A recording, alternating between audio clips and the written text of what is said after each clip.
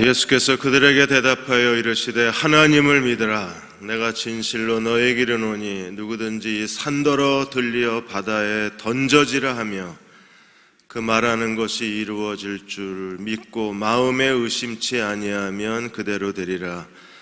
그러므로 내가 너희에게 말하노니 무엇이든지 기도하고 구하는 것은 받은 줄로 믿으라. 그리하면 너희에게 그대로 되리라. 이 믿음으로 오늘 밤 기도하게 하여 주옵소서. 무엇이든지 기도하고 구하는 것은 받은 줄로 믿으라. 그리하면 너희에게 그대로 되리라.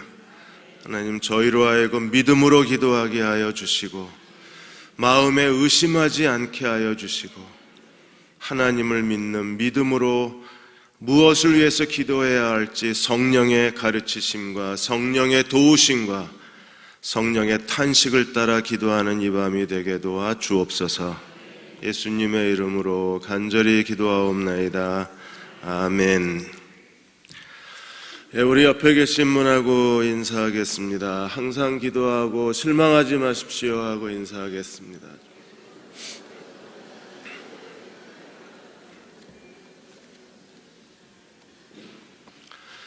오늘 룻기 3장입니다. 3장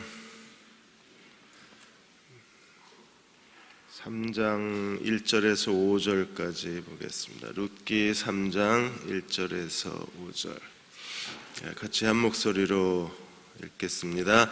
룻의 시어머니 나오미가 그에게 이르되 내 딸아, 내가 너를 위하여 안식할 곳을 구하여 너를 복되게 하여야 하지 않겠느냐? 네가 함께하던 하녀들을 둔 보아스는 우리의 친족이 아니냐?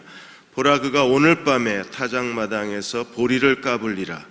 그런즉 너는 목욕하고 기름을 바르고 의복을 입고 타작마당에 내려가서 그 사람이 먹고 마시기를 다하기까지는 그에게 보이지 말고 그가 누웠을 때 너는 그가 눕는 곳을 알았다가 들어가서 그의 발치 이불을 들고 거기 누우라.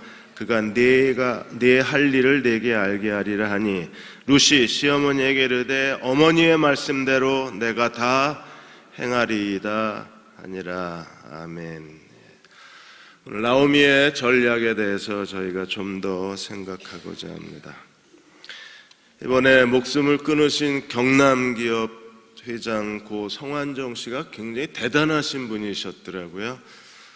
그분이 서산 출신이신데 가난한 가정에서 태어나셔서 공부를 제대로 못하시고 초등학교 4학년 다니다 중퇴하시고 그래서 신문 배달, 약국 심부름 그렇게 낮엔 일하고 밤에 이제 검정고시로 중학교 졸업 자격 따시고 고등학교 겨우 졸업을 하셨는데 23살 때 돈 1,000원 들고 그분이 화물 중개업에 뛰어들으셔서 연매출 2조 원의 대기업을 이루신 자수성가형 인물이시더라고요. 아까운 사람이셨어요. 돈 1,000원 들고 60년대. 그래서 화물 운송업에 뛰어들어가서 2조 원대 매출. 그래서 79년에 충남 지역의 세 번째 순위였던 대하건설 인수하시고 2003년도에는 메이저 건설자 중에 하나였던 경남기업을 인수하고 자기가 너무 가난해서 공부를 못했으니까 그래서 서산 장학재단을 세워서 여기에 무려 100억을 투자를 하셨어요. 서산 장학재단에다. 그래서 돈 없는 중고등부 아이들, 대학교 아이들에게 무려 3,100명이 넘는 아이들에게 공부할 기회를 주셨더라고요. 정치에 관심이 많으셔서 그래서 이분 별명이 정치형 기업인이세요. 그냥 순수 기업가가 아니라 정치형 기업가셨는데 결국 정치 때문에 어떤 억울한 일이 있으셨는지 어떤 우리가 알지 못하는 어떤 음모가 있었는지 모르겠지만 결국 정치형 기업인이라는 그분의 또 다른 면이 그분의 인생을 이렇게 힘겹게 마무리 짓게 되고 말았습니다. 그리스도인들은 하나님의 뜻에 대해서 민감할 필요가 있어요. 그래서 적어도 하나님 뜻에 대해서는 거의 전문가적인 수준이 돼야 합니다. 왜냐하면 하나님 뜻을 놓치면 하나님을 놓치는 거기 때문에, 그래서 하나님 뜻을 분별하고 하나님 뜻을 찾고 하나님 뜻을 따르고 그 순종하는 일에는 누구보다도 우리는 유능해야 되고 충성스러워야 되고 절대적으로 하나님 뜻, 그 삶의 우선순위가 거기에 있어야만 합니다. 나오미는 사람의 일, 보아스의 친절한 행동 속에 감추인 하나님의 뜻을 찾아내서 하나님의 일로 만들어버려요. 이게 정말 대단한 겁니다. 누구나 다 친절할 수 있잖아요. 그런데 보아스의 친절 속에서 나오미는 하나님이 무슨 일을 하셨는가를 알고 그냥 자기 며느리 룻에게 친절한 한 남자로 보지 않고 룻에게 친절한 남자에게서 룻의 남편으로 보아스의 인생을 끌고 가는 거예요. 그러니까 보아스만 끌고 가는 게 아니라 룻까지 끌고 가는 거예요. 그래서 지난 수요일 날 저희는 보아스가 나오미가 룻에게 하고 보아스에게 하는 일에 대해서 우리는 사람의 일을 하나님의 일로 바꾸는 탁월함이 나오미에게 있다고 했습니다. 사람의 일, 분명히 이건 객관적으로 보면 사람의 일이에요. 왜? 누구나 다 미인에게는 친절하니까. 아름다운 여자에게 친절하지 않은 남자가 있나요? 다 미인에게는 다 친절합니다. 그것 때문에 분노하실 필요는 없습니다. 사는 게 그런 거니까. 그래서 미인에게는 다 친절해요. 이건 사람의 일입니다. 그러니까 보아스가 룻에게 친절하는 건 당연한 거예요. 그런데 나오미는 그 사람의 일을 순식간에 하나님의 일로 만들어 놓잖아요. 어떤 사람은 하나님의 일을 사람의 일로 잘못 생각하는 사람도 있습니다. 베드로 같은 경우에 예수께서 사람들에게 버림을 당하고 채찍질을 당하고 그리고 십자가에 죽은 지 사흘 만에 부활하시는 하나님의 죽음과 고난과 부활에 대해 예언을 했을 때 베드로는 예수님의 발을 부둥켜 안고 안 된다고 소리를 질렀습니다. 하나님의 일을 사람의 일로 생각을 해서 그래요. 열왕기상 17장에 하나님께서 엘리야를 보내셔서 내 말이 없으면 비가 내리지 않고 이슬도 내리지 아니하리라. 그래서 야고보에 보시면 3년 6개월 동안에 땅에 비가 내리지 않았다고 했는데 그 3년 6개월 동안에 땅에 비가 오지 않는 것은 우연한 일이 아니라 자연재해가 아니라 그건 하나님이 하신 일이잖아요. 하나님께서 엘리야를 통해서 내 말이 없으면 땅이 이슬도 내리지 않으리라고 말씀을 하셨습니다. 어떤 사람들은 하나님의 일을 사람의 일처럼 가볍게 취급을 하는데 나오미는 사람의 일을 가볍게 취급하지 않고 거기서 하나님의 뜻을 찾아내어서 하나님의 뜻을 만들어내는 지혜로운 건축자가 되는 거예요. 오늘 이 밤에 기도하는 저희들에게도 하나님이 지혜를 주셔서 사람의 일상적인 일 속에 보물찾기 지도처럼 감추어진 하나님의 뜻을 찾아내어서 그 하나님의 뜻으로 자기 인생을 지혜롭게 건축하는 하나님의 종들로 세워주시기를 주의 이름으로 기원합니다. 지난번에 미국에서 한 중년의 부부가 내비게이션 안내를 따라서 열심히 남자가 운전을 했는데 2009년에 이미 다리가 교량이 폐쇄가 됐어요. 다리를 뜯어내고 다시 짓는 바람에. 그래서 거기 교량 입구에 곳곳에 다리가 끊어졌으니까 들어가지 말라고 이 다리는 통과할 수 없다고 써붙였는데도 이 남자는 내비게이션 여자 말만 믿고 계속 피해서 교량으로 가다가 11m 다리 아래로 떨어져서 차에 불이 났습니다. 아내만 죽고 남자는 살아났어요. 일부러 그런 게 아닌가. 이분은 철저하게 왜 그랬냐 그랬더니 내비게이션만 믿고 갔대는. 아무리 내비게이션을 믿고 가도 거기 교량 입구에 수없이 크고 작은 간판으로 들어가지 말라고 써붙였는데도 기어이 그걸 비켜서 들어간 거예요. 하나님의 뜻을 찾아 산다는 게 참 어려운 일인 거예요. 우리는 성경에서 또 성령께서 우리에게 말씀하시는 걸 통해서 어떻게 하든 하나님의 뜻을 찾아내고 하나님 뜻 가운데로 살아가야 하는데 어떻게 하나님의 뜻을 찾을 수 있는가? 오늘 3장에서 그 하나님의 뜻을 찾고 실행하는 몇 가지 방법들을 나누고자 합니다. 첫째로 하나님의 뜻이 어디서 시작되는가부터 찾아야 돼요. 3장 1절에 룻의 시어머니 나오미가 이렇게 얘기했습니다. 그에게 이르되 내 딸아 내가 너를 위하여 안식할 곳을 구하여 너를 복되게 해야 되지 않느냐. 하나님의 뜻은 어디서 시작해요? 나오미는 룻에게 진심으로 내가 너를 복되게 해야 되지 않느냐 그랬어요. 3장 10절에 보아스도 룻에게 이렇게 말합니다. 10절에 보시면 내 딸아 여호와께서 내게 복을 주시기를 원하노라. 우리는 2장에서도 주고받는 모든 대화가 여호와가 복 주시기를 원합니다. 이게 나오미의 대화였고 보아스의 대화였고 룻의 대화였었어요. 3장에서도 여전히 그들의 대화는 여호와가 내게 복을 주시기를 원하노라. 시어머니 나오미는 진심으로 룻에게 하나님의 복이 임하기를 구했습니다. 그 하나님의 복의 내용은 뭐예요? 너로 안식할 곳을 얻게 해야 되지 않겠느냐. 마노아흐, 이 마노아흐라는 것은 가정을 구해야 되지 않느냐, 남편을 내가 구해줘야 되지 않겠느냐. 이제 나오미는 보아스라는 이름 속에서 하나님께서 뭘 생각하고 계신지를 알고 율법의 고엘 제도를 기억해내고 그 친절한 남자 보아스를 이제 룻의 남편 보아스로 만들 생각을 하는 거예요. 왜 그런 생각을 했습니까? 너를 복되게 해주고 싶다는 겁니다. 진심으로 나오미는 룻의 행복을 빌어주고 싶었어요. 그리고 보아스도 마음을 다해서 이 이방 여자 하나님을 섬기기 위해서 모든 걸 버려두고 나오미를 따라온 이 이방 여자를 복되게 해주고 싶었습니다. 그래서 나오미가 앞서서 룻을 끌고 가고 그 다음에 보아스가 앞장서서 룻을 끌고 가서 결국에 그녀를 행복하게 해주는 게 나오미와 보아스입니다. 그래서 보아스의 계획이 3장 후반부를 이루고 나오미의 계획이 3장 전반부를 이루는 거예요. 좀 웅웅거리거든. 우리가 하나님 앞에서 보아스와 나오미 같은 사람이 우리 곁에 있어야 돼요.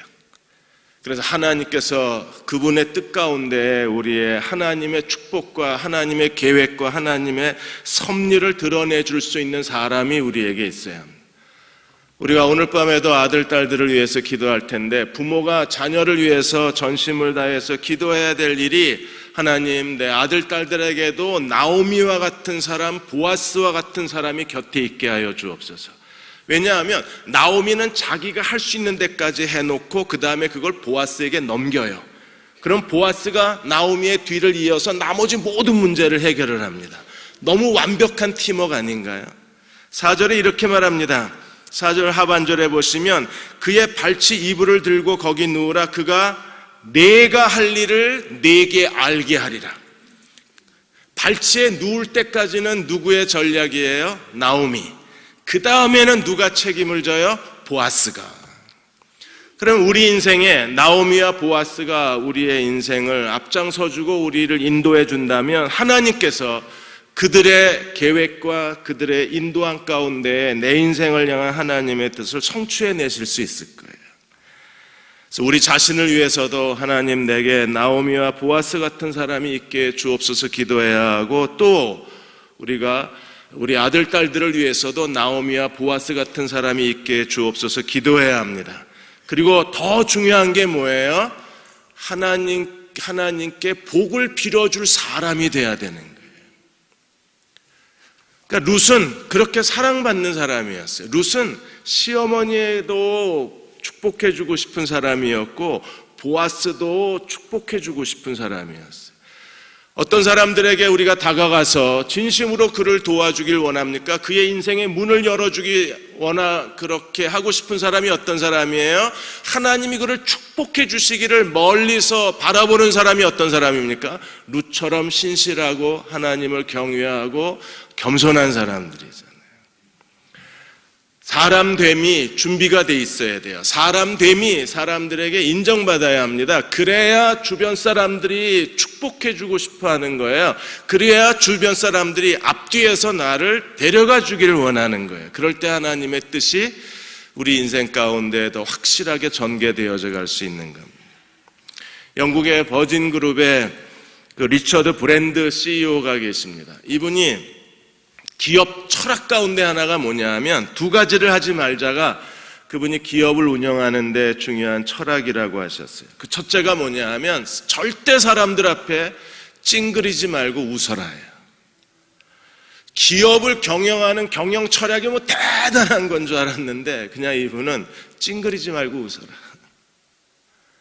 왜요? 웃으면 사람들에게 환영을 받는 거예요. 웃으면.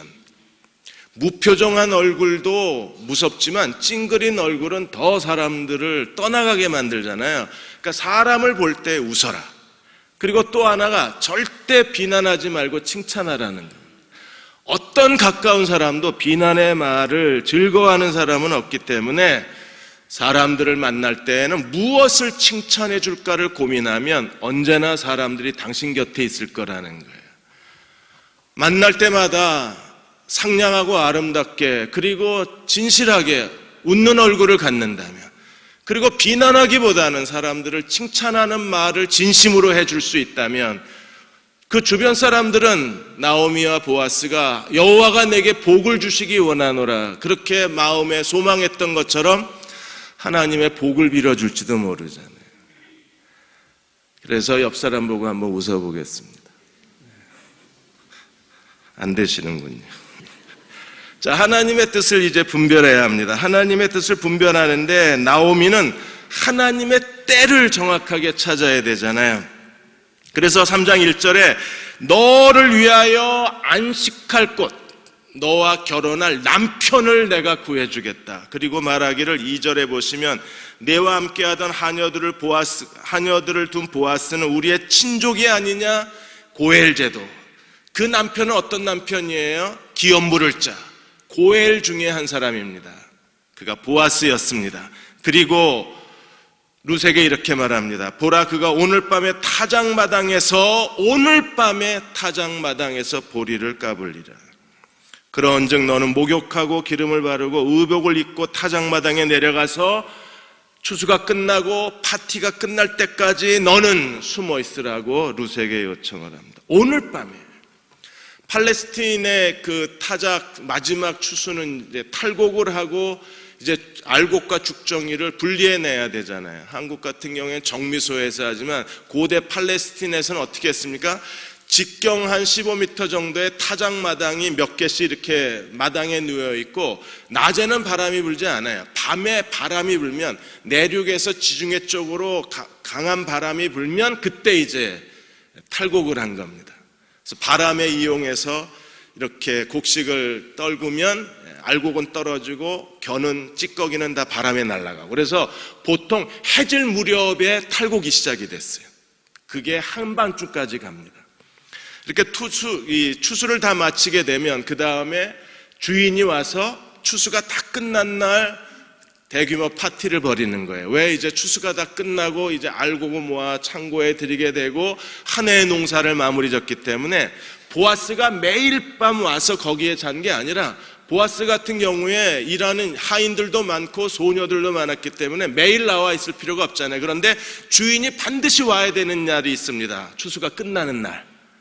그날은 와서 주인이 연회를 베풀어야 돼요. 대규모 파티를 열어야 합니다. 그래서 마음껏 그 일하는 사람들하고 먹고 마시고 그날을 즐긴 거예요. 바로 그날 밤입니다. 보아스가 그 타작마당에 오는 날. 그러니까 나오미는 보아스가 언제 오는지 어떤 타이밍에 들어가야 하는지를 너무나 잘 알고 사람의 심리를 다 읽는 거예요. 여러분, 한 해의 추수가 끝났습니다. 풍년입니다. 추수가 다 마쳤습니다. 한 해의 농사를 직원들하고 다 같이 즐거워했습니다. 남자가 가장 마음이 여유로워질 때가 언제일까요? 그날 밤 아니겠어요? 다 끝나고 충분히 먹고 마시고 잠자리에 누워있을 그 시간에 한 해에 하나님이 주신 거에 대해서 감사가 넘치는 그 시간을 비집고 들어가는 거예요. 대단한 타이밍이죠. 그러니까 나오미는 그냥 보아스의 심리를 다 읽고 있는 겁니다. 지금쯤 어떤 마음이고 그리고 그 즐거움이 절정에 달했을 때 보아스의 행복감이 최고의 또에 이르렀을 때 그때까지 숨어 있다가 눈에 띄면 이게 기쁨이 반감이 되잖아요. 그리고 그 호기심이 반감이 되니까 끝까지 숨어 있다가 마지막 순간에 나타나라는 겁니다. 그러니까 나오미의 이런 전략이 남자의 마음을 다 읽고 있는 거예요.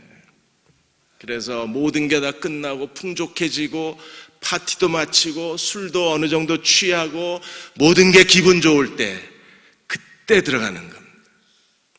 여러분도 하나님의 뜻대로 행하려고 할 때 하나님의 뜻을 무조건 믿습니다 하고 밀고 들어가지 말고 사람의 심리를 읽고 들어가셔야 돼요.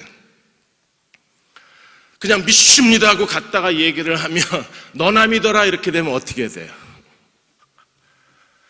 그러니까 거역할 수 없는 상황에 그걸 거절하기가 싫은 상황까지 기다렸다가 아주 최적의 타이밍, 심리적으로, 감정적으로, 영적으로, 육체적으로 모든 게 준비되었을 때 파고 들어가는 거예요. 그걸 지금 나오미가 룻에게 시키고 있는 겁니다. 우리도 하나님의 뜻을 찾는 지혜가 있어야 돼요. 사람의 마음을 읽을 줄 알아야 합니다. 무조건 하나님의 뜻이라고 밀어붙이면 될 일도 안 되는 거잖아요. 우리가 하나님의 뜻을 확신했으면 그걸 설득해야 되잖아요. 지금 최종적 결정은 누구에게 달려 있습니까? 보아스에게 달려 있는 거예요. 만일에 보아스가 노하면 다 끝나는 겁니다. 그러면 나오미도 룻도 더 이상 기회가 없는 거예요. 아무리 나오미가 룻을 재혼시켜서 그녀의 남은 생애 동안에 하나님의 안식을 주고 싶다고 할지라도 보아스가 노하면, 그리고 기업 물을 자 넘버원 1순위가 된 사람도 노하면 방법이 없는 거잖아요. 때를 보고 상황을 직시하고 하나님의 뜻이 이루어질 최적의 시간을 기다릴 줄 아는 게 참 중요한 거예요. 이번에 에어 부산에서 그 후쿠오카로 가는 비행기가 활주로를 막 나가는 상황에 갑자기 비상구 문이 열리고 슬라이드가 쫙 펴졌습니다. 그래서 비행기가 다시 도로 들어왔어요. 탑승구 쪽으로 들어왔습니다. 70대신 분이 비행기가 답답하니까 창문을 연다고 비상구 슬라이드 레버를 이러고 당긴 거예요. 창문 레버 치고 너무 크지 않습니까? 비상구 레버가. 이걸 그냥 확 당겨버린 거예요. 그러니까 비행기가 움직이고 있는 동안에 비상구가 열리니까 그게 그 미끄럼틀이 쫙 펴져버린 겁니다. 그래서 180명이 다시 돌아와서 그 중에 일부는 못 떠나고, 왜? 슬라이드가 하나 없어졌으니까 반밖에 못 탄대요. 그래서 절반만 타고 후쿠오카로 갔습니다. 여러분, 이분은 왜 이러셨어요? 그게 창문 여는 건 줄 아는 거예요. 비행기 창문은 열리지 않는 거 알고 계시죠? 비행기 창문은 안 열려요. 근데 이 할아버지는 열어야 된다는 생각에 일단 잡고 열었는데 잘못 열은 거예요. 우리가 언제 하나님의 뜻이 성취되기 위해서 언제 대화를 시작하고 언제 사람을 만나고 언제 이 일을 시작해야 될지 그 타이밍을 아는 사람들, 그들은 하나님의 뜻을 놓치지를 않습니다.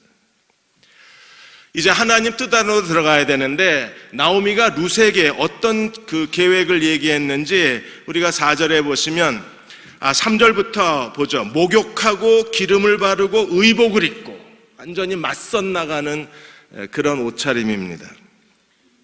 목욕하고 기름을 바르고 의복을 입고 마치 아름다운 신부처럼 모든 걸 다 준비를 하고, 4절에 그가 누울 때에 너는 그가 눕는 곳을 알았다가 들어가서 그의 발치 이불을 들고 거기 누우라.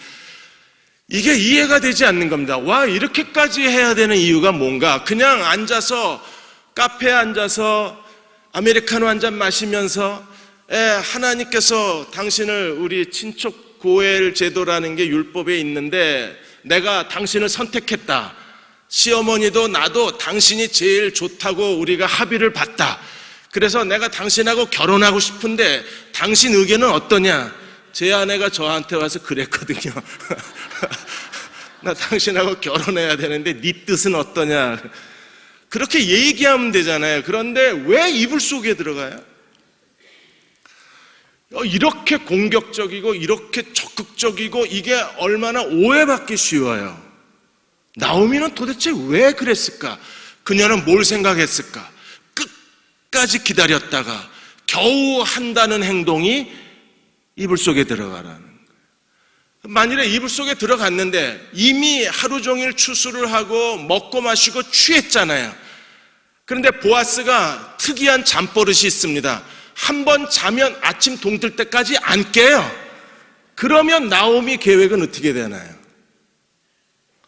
그럼 이미 나오미는 보아스의 잠버릇까지 다 알고 있다는 얘기가 되는 거예요. 웬만한 여자 같으면 50대 50이잖아요. 야, 그 남자는 한번 코 골면 안 일어나 이래놓으면 아무리 나오미가 정교한 계획을 짜서 보아스의 발밑에 집어넣어도 발밑에서 발을 간질러도 모르고 옆에서 코 골고 자도 모르고 그냥 한번 잠이 들면 깨지 않는 사람이라면 소용이 없는 일이잖아요. 왜 이렇게 했을까? 여러분, 나오미가 왜 이렇게 했습니까? 단 하나의 행동으로 뭘 원하는지, 나오미가 뭘 원하는지, 룻이 뭘 원하는지, 지금 상황이 뭔지, 보아스에게 뭘 기대하는지 단 한 번의 행동으로 모든 걸 다 설명하고 있는 거예요. 이 행동, 보아스의 발치에 룻이 누워있다, 이 행동 하나로 그녀가, 나오미가 계획하고 있는 거, 하나님의 뜻을 찾아낸 거, 룻이 원하는 거, 그 다음에 지금 이 행동이 뭘 원하는지 모든 메시지가 보아스의 발치에 누운 거예요. 그녀는 최적의 행동 하나로, 단 한 번의 행동으로 보아스에게 확실한 하나님의 뜻을, 메시지를 전하는데 구구절절 앉아서 아메리카노 2잔 마실 때까지 근데요, 제가요, 그래서요 이렇게 설명하는 게 아니라 그냥 행동 하나로 모든 걸 다 얘기하고 있는 거예요. 그녀가 보아스의 침대에 발치에 누워있다. 웬만한 남자 같으면, 생각 있는 남자, 하나님의 율법을 아는 남자, 전혀 상황에 대한 약간의 통찰력이 있고 지혜로운 남자라면 그녀가 뭘 원하는지를 한눈에 알아차리게 만든 거예요. 저희가 지난 4월 4일 날 침례 38명을 주었습니다. 여러분, 침례는 뭡니까? 물속에 들어갔다 나오는 것 자체는 하나님이 우리를 어떻게 구원하셨는지, 이 물속에 들어갔다 나오는 이 하나의 행동이 하나님의 복음, 하나님의 구원을 다 설명해 놓는 거예요, 그 안에. 나오미는 얼마나 오랫동안 고민을 했겠어요. 그 밤에 술 취한 남자를 데리고 하나님의 뜻을 설명하고 어떻게 하든지 그가 고엘, 기업 물을 자로 룻을 선택하게 만들어야 되는데, 그녀를 선택하게 만드는 게 나오미가 해야 될 일이잖아요. 보아스가 선택만 하면 그 다음에 이제 보아스가 책임질 일이니까 어떻게 그 보아스가 룻을 선택하게 할 건가? 이미 보아스가 그동안 보여준 친절의 행동은 절반의 확신은 있는데, 그러나 사람이 친절하다고 다 좋아하는 건 아니잖아요. 나머지 절반의 확신을 단 한 번의 행동으로 그녀의 그 보아스로 하여금 룻을 자기 아내로, 기업 물을 자로 그가 선택하고 결정하게 만들어야 하는데, 그 퍼포먼스가, 그 프로포즈가 너무나 단 한 번의 행동으로 확실하게 보아스에게 전달이 되는 거예요. 나오미는 진짜 멋진 그 여자입니다. 제 아내가 지난 수요일 날 예배드리고 집에 가더니 저한테, 여보, 룻기 이름 바꿔야 될 것 같아요. 그래서 왜?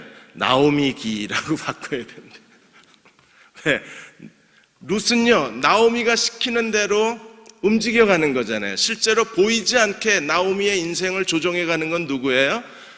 룻의 인생을 조종해가는 건 누구예요? 나오미니까. 그래서 성경 이름 바꿔야 된대. 나오미의 그 지혜로운 전략, 그 단 한 번의 행동에 왜 그랬는지, 무엇을 원하는지, 어떻게 되기를 기대하는지 그 안에 다 들어가 있는 거예요. 발치에 누웠다, 이 하나로.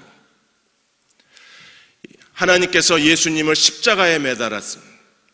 이 십자가에서 예수님이 죽으셨다는 이 단 한 번의 행동이 하나님의 구속의 모든 메시지를 다 담고 있는 거잖아요. 그분이 어떻게 십자가에 죽으셨고, 그리고 그를 따르는 제자들이 왜 십자가를 져야 하고, 십자가가 오늘날 그리스도인들에게 뭘 상징하고, 십자가 뒤에 어떤 일들이 전개되어져 가는가를 하나님이 십자가라고 하는 그 단 하나의 상징적 그 수단을 통해서 하나님의 구원을 우리에게 다 보여주는 것처럼,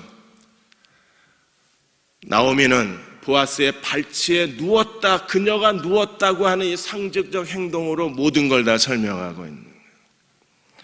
하나님이 우리에게 지혜를 주셔서 그런 상징적 행동을 어떻게 행동해야, 무엇을 대화를 해야 그 짧은 대화 속에서 어떤 행동을, 어떤 상징을 통해서 하나님이 우리에게 뭘 원하고 계시고, 그리고 하나님의 뜻이 무엇이고, 하나님이, 우리가 하나님께 어떤 삶을 드리기를 원하는가를 설명할 수 있는 사람이 된다면 그들은 결코 하나님 뜻을 놓치지 않을 거예요.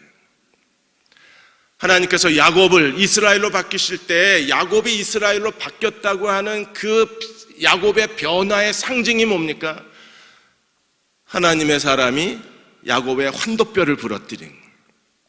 그때부터 야곱은 절뚝거리는 사람이 됐어요. 야곱이 이스라엘이 되었다, 이스라엘은 절뚝거리는 사람이다. 이것처럼 상징적인 게 없는 거예요. 그러니까 하나님이 야곱의 환도뼈를 부러뜨리는 그 하나의 행위로 말미암아 하나님이 우리에게 원하시는 게 뭔지, 그리고 하나님께서 어떤 사람을 사용하시는가를 설명하는 거죠. 모세가 신발을 벗었다, 여호수아가 신발을 벗었다, 이 행동 하나가 하나님이 우리에게 어떤 사람이 되기를 기대하시는지를 보여주는 거잖아요. 우리도 하나님의 뜻을 행할 때 하나님의 뜻을 분명하고 확실하게 메시지를 전달할 능력이 우리에게 있어야 하고, 그런 상징적 행동 속에 하나님의 어떤 메시지가 담겨져 있는가를 해석할 능력이 우리에게 있어야 돼요. 제가 아는 미국에서 그 유통업 쪽에서 크게 지금 성장하고 있는 한 형제가 있는데, 이 형제는 어떻게 미국에서 살게 됐느냐 하면, 고등학교 때 아버지가 이 형제를 미국에다가 데려다 놓고, 친척집에 데려다 놓고 아버지는 그냥 한국으로 와버리신 거예요. 그래서 그때부터 이제 혼자 공부하기를 시작을 한 겁니다. 좋은 대학도 나오고 이제 큰 그 IT 업체 회사도 다니고, 거기서 나와서 벤처도 하고 자기 나름대로 열심히 일을 한 거예요. 저희가 볼 땐 굉장히 유능한 젊은이입니다. 그리고 하나님께서 그 유통업 쪽에 이 형제를 쓰실 거라는 확신이 있는 거예요. 그렇게 해서 1년을 기도하고 2년을 기도하고 3년, 4년째 기도하는데 하나님이 길을 안 여세요. 그래서 본인도 지쳐가고 주변 사람들도 서서히 지쳐가는 거예요. 저는 계속 기도했습니다. 분명히 하나님이 쓰실 사람인데 하나님이 길을 안 여시는 거예요. 하나님 어디서 막혀 있는가를 보여주시면 저희가 그 부분을 해결을 하겠습니다. 어디서 지금 멈춰 있는지 알게 해주시면 저희가 그 문제에 대해서 진지하게 대화를 나누겠습니다. 계속 기도했는데 이게 여전히 보이질 않는 거예요.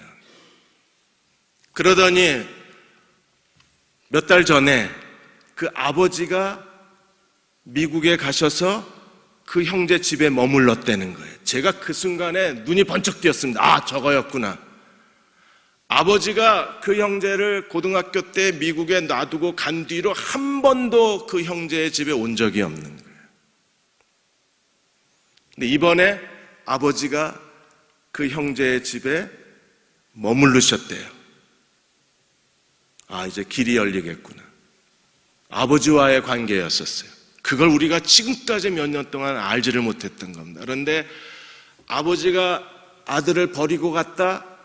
그런데 다시 아버지가 그동안에 미국에 오지를 않으신 겁니다. 그러다가 이번에 미국에 가서 아들 집에 머물렀다 하는데 그 행동 속에 하나님의 모든 메시지가 다 들어있는 거예요. 이제 올해, 그래서 제가 그랬어요. 올해 볼만하겠다. 야, 이제 하나님이 문 여셨다. 네가 이제 하나님 뜻 안으로 들어갔다. 하나님 뜻 안으로 들어갔다는 거 어떻게 아니에요? 아버지가 미국에 갔으면 이미 그게 시작이다. 이제 준비하고 하나님께 쓰임받을 준비하고 기도에 더 전념하자. 이때 기도가 더 많이 필요하니까 같이 기도하자 그랬어요. 이게 다 하나의 상징이잖아요. 세월호 어머니들이 삭발을 했습니다. 아직도 세월호 안에는 남아있는 아이들이 있습니다. 어머니들이 머리를 깎았다는 것은요, 그 짧은 행동 속에, 그 상징적 행동 속에 어머니가 하고 싶은 얘기가 다 들어있는 거잖아요. 국가를 향해서, 이 대한민국을 향해서, 망각해져 가고 있는 국민들을 향해서 엄마가 머리를 깎았다고 하는 그 행동에 말하고 싶은 모든 게 다 들어있는 거 아니에요. 오드리 헵번 아들이 진도의 그 팽목항에다가 세월호 추모 숲을 만들겠답니다. 추모 숲을 만들겠다는 데에 그 모든 하고자 하는 메시지가 다 들어있는 거잖아요. 우리도 나오미에게 배워야 할 중요한 믿음이 보아스의 발치에 들어가서 누워있으라. 이 행동 하나가, 그 상징성, 이 행동 하나가 가져다주는 메시지, 이 행동 하나에 거는 나오미의 기대, 이 행동 하나에 담겨져 있는 하나님의 섭리, 너무나 놀랍고 큰 거예요. 그리고 그걸 생각해냈던 나오미, 그리고 그걸 지시하는 나오미, 그리고 그대로 따라서 순종하는 룻이 있는 거예요. 룻은 3장 5절에 이렇게 말합니다. 어머니의 말씀대로 내가 다 행하리이다. 그리고 3장 6절에 그가 타작마다로 내려가서 시어머니의 명령대로 다 행하리이다. 그러나 우리는 압니다. 그녀가 그렇게 순종하는 게 쉽지 않았다는 걸 알아요. 왜냐하면 그 남자 발끝에 가서 누워있는데 이 남자가 정말 깰 건지 일어나기는 할 건지 내가 있다는 걸 알아채기는 할 건지, 그럼 보아스가 발치에 뭔가 인기척을 느끼고 깨어날 때까지 그녀가 그 발치에 누워있는 동안에 얼마나 힘들었을까요? 온갖 생각을 다 했을 거 아니에요. 보아스의 발을 간질러 볼까, 아니면 일부러 밟아볼까, 뭐 별 생각을 다 하지 않았겠어요? 제가 만일에 룻이 되어서 보아스의 발치에 누워있다, 전 정말 힘들었을 것 같아요. 그녀가 되어서, 룻이 되어서 그 상황 속으로 들어가는데 저는 못할 것 같아요.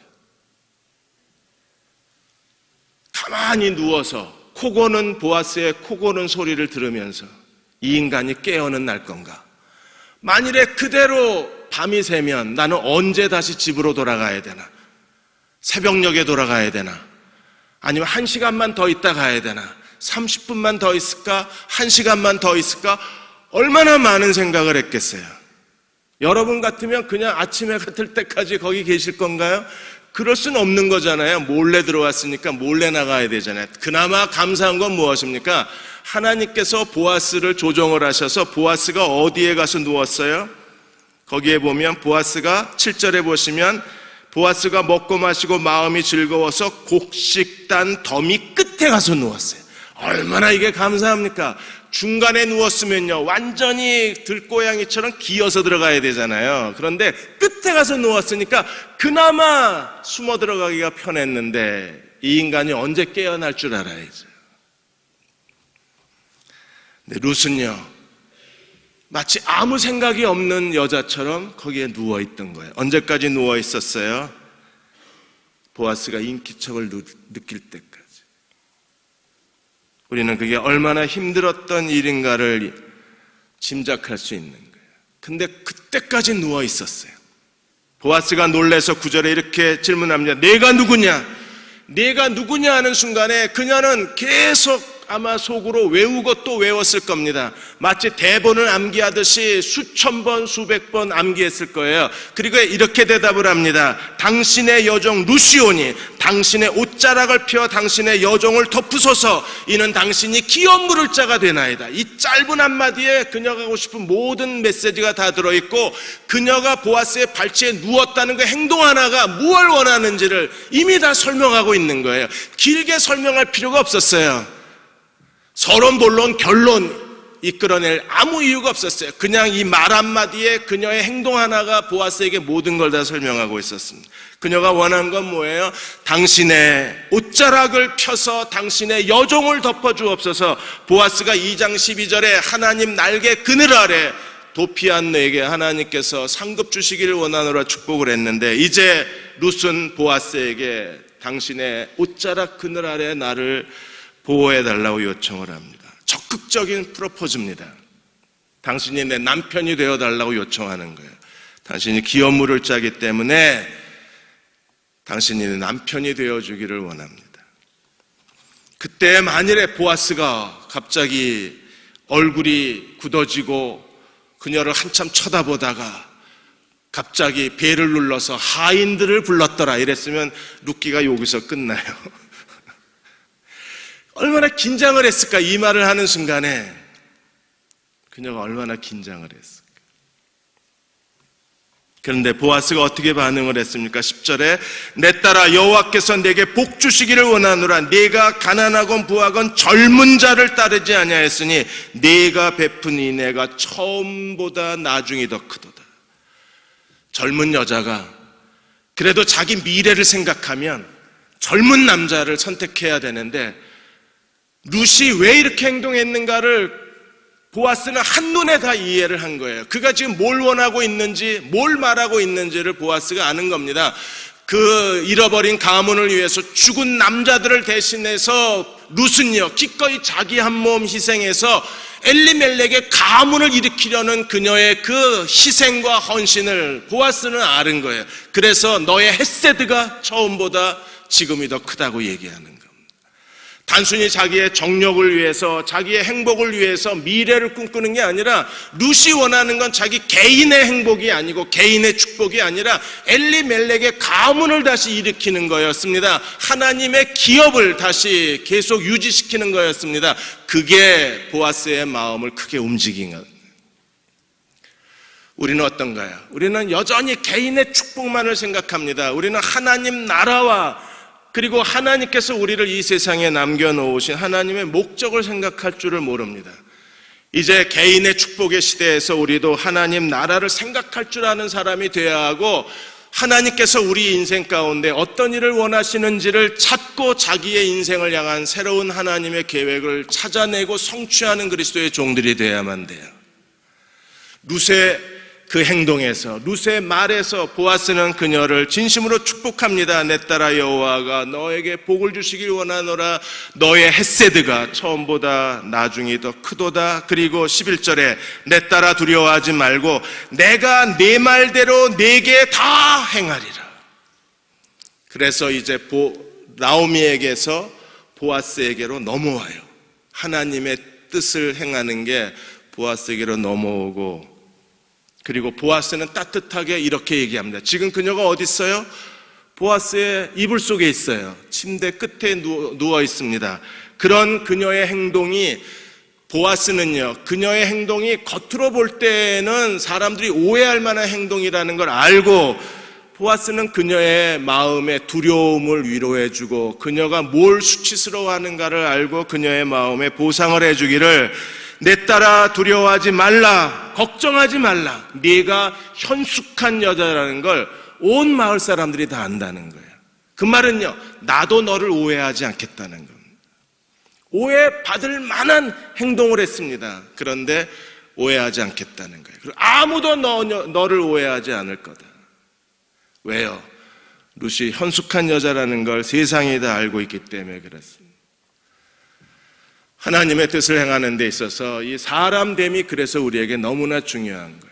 하나님이 우리에게 어떤 어려움을 주시고 어떤 그 고통을 주시고 어떤 좌절을 주실 때 그 안에 숨겨져 있는 하나님의 뜻을 찾아내고 그것을 순종하고 성취해내는 것처럼 우리에게 중요한 일은 없어요. 미국의 유명한 설교자 중에 필립 브룩스 목사님이 계십니다. 이분은 찬송가 작사도 많이 하셨고, 그리고 그분의 저서가 많은 사람들에게 큰 감동을 주고 있습니다. 이 필립 브룩스 목사님이 하버드 대학을 나오고 그분이 선생님이 되는 게 꿈이어서 학교 선생님이 됐어요. 그래서 사립학교 선생님이 됐습니다. 그런데 이분이 필립 브룩스 목사님이 학생들을 가르치기만 하면 학생들이 떠들고 장난치고 교실이 난장판이 되는 거예요. 참다가 어느 날 필립 브룩스 목사님이 자기 누이 동생한테 편지를 썼습니다. 그 편지 내용은 이렇습니다. 나는 교실에 들어가는 게 두렵다. 내가 교실에 들어가기만 하면 학생들은 악마로 변한다. 그리고 내가 아무 말도 하지 못하게, 어떤 것도 가르치지 못하게 학생들이 나를 방해한다. 내가 생각할 때 그들은 악마다. 나는 1시간 아이들 앞에 서는 게 너무나 두렵고 고통스럽다. 그렇게 누이 동생한테 편지를 쓴 거예요. 그러다가 결국에 학생들이 집단 반발해서 이 선생님 수업 못 듣겠다고 선생님 수업을 거부를 한 겁니다. 그리고 학부모들이 도대체 이 필립 브룩스라는 선생은 왜 학생들을 힘들게 하냐고 교장한테 편지를 써서 당장 내보내라 그랬어요. 그래서 교장이 파면을 합니다. 그래서 그의 평생의 꿈이었던 학교 선생님 꿈은 그렇게 해서 날아가 버려요.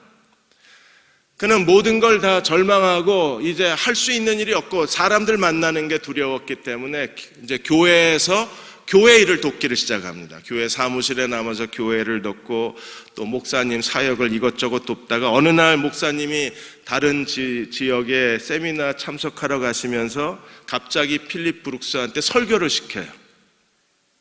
그동안에 신실함이 인정을 받았으니까. 근데 필립 브룩스 목사님은 이미 학교 강단에 섰다가 망신을 당한 터에 너무나 두려웠던 겁니다. 그래서 목사님한테 하기가 어렵다고 거절을 계속했는데도 불구하고 목사님이 내가 보니까 당신은 설교에 재능이 있으니까 이번 한 번만 속는 셈 치고 목사에게 속았다고 생각하고 한 번만 설교를 하라고. 그랬는데 그날 설교에 교인들이 너무 잘 듣는 거예요. 끝나고 나서 교인들이 은혜 받았다고 와서 찾아와서 인사를 하기 시작하는 겁니다.